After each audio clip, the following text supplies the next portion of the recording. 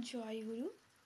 শরৎদা একদিন শ্রী শ্রী ঠাকুরের কাছে প্রশ্ন করছেন, একজন যদি সদ্গুরু গ্রহণ করে অথচ পারিপার্শ্বিকের সঙ্গে সঙ্গতি না রাখে, আর একজন যদি সদ্গুরু গ্রহণ না করে পরিবেশের সেবা করে, কে ভালো? শ্রী শ্রী ঠাকুর বলছেন, যে ইষ্টার্থপরায়ণ ইষ্টিতপা যে, সে সুকেন্দ্রিক হয়।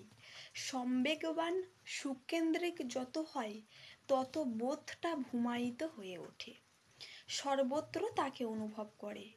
তখন মানুষের জন্য যে করে, সে কর্তব্যবোধে করে না, প্রকৃত অনুভব থেকে করে।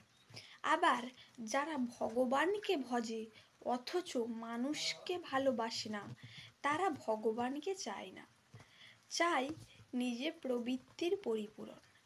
তার জন্যই ভগবানকে চায়।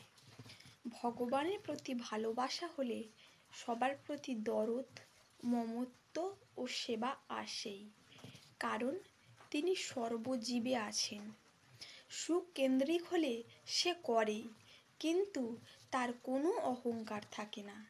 তবে প্রবৃত্তির দ্বারা চালিত হয়ে প্রবৃত্তিকেই মুখ্য করে পারিপার্শ্বিকের সেবা করতে গেলে মানুষ অসংহত হবেই।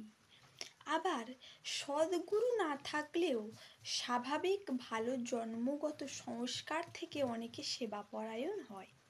তাদের প্রায়ই দেখা যায় তারা পিতামাতায় শ্রদ্ধাবান। তাদের সদ্গুরু গ্রহণের সম্ভাবনাও খুব থাকে।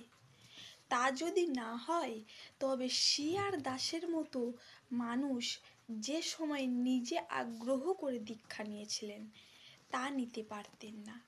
দীক্ষার আগেও যে দেশের সেবা করতেন, লোকের সেবা করতেন, তার পিছনে সত্যিই আন্তরিকতা ছিল, হৃদয়বত্তা ছিল। জয় গুরু।